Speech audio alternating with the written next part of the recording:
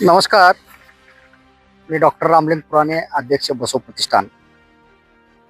बसव प्रतिष्ठानच्या माध्यमातून राष्ट्रीय महामार्ग क्रमांक 548 ब आलूर बोळेगाव रस्त्यासंदर्भात सप्टेंबरपासून पाठपुरावा चालू आहे.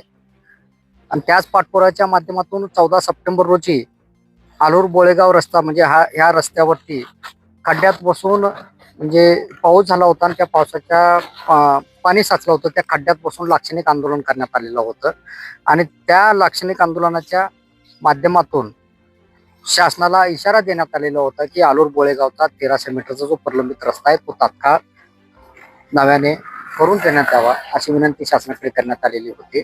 त्यानंतर 17 सप्टेंबर व 6 ऑक्टोबर रोजी प्रशासनाला पत्र पाठवण्यात आलं व 14 ऑक्टोबर रोजी म्हणजे 14 ऑक्टोबर पासून आम्ही याच ठिकाणी शेड्यूल ठोकून आंदोलन करण्यात येईल असा इशारा शासनाला देण्यात आलेला होता.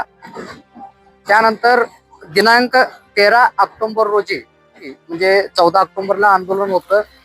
तत्पूर्वी दिनांक 13 ऑक्टोबर रोजी संबंधित प्रशासन, मुरुम पोलीस प्रशासन व या ठिकाणच्या शेतकरी बांधवांच्या उपस्थितीमध्ये बैठक संपन्न झालं व 1300 मीटरचं रस्ता काम तात्पुरतं दुरुस्ती करण्यास आमची काही हरकत नसल्याचे मान्य झाल्यानंतर ते दुरुस्ती करून घेण्यात आलं व त्याचबरोबर जे मजबूतीकरणचं जे काम आहे मुख्य काम, त्या मुख्य कामासाठी शासन दरबारी पाठपुरावा चालू होता. शेतकऱ्यांना जो मावेजा आहे म्हणजे जवळपास 8 फुटी रस्त्याचा जो मावेजा त्यांना मिळालेला होता, उर्वरित 12 फुटी रस्त्याचा जो मावेजा म्हणजे जे रस्ता वाढवून घेतला त्याचा मावेजा, ते भूसंपादित रस्त्याचा मावेजा शेतकऱ्यांना मिळालेला नव्हता. त्यामुळे तो रस्ता काम आजही प्रलंबित आहे.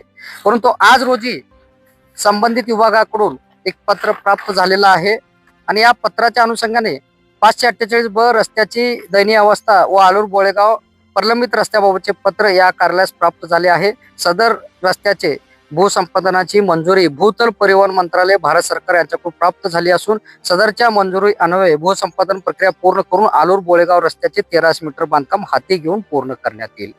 म्हणजे जो 1300 मीटरचा जो भूसंपादनचा विषय होता त्याला मंजुरी मिळालेली आहे आणि त्या मंजुरीच्या माध्यमातून पुढील कारवाई लवकरात लवकर करून या ठिकाणी जो प्रलंबित रस्ता आहे तो रस्ता करण्यात येईल असा पत्र आज रोजी बसव प्रतिष्ठानला प्राप्त झालेला आहे. म्हणजे बसव प्रतिष्ठानने जे आंदोलन छेडलेला होता सप्टेंबर महिन्यामध्ये, आज रोजी फेब्रुवारी महिन्यात त्याला अंतिम फळाला तो आलेला आहे.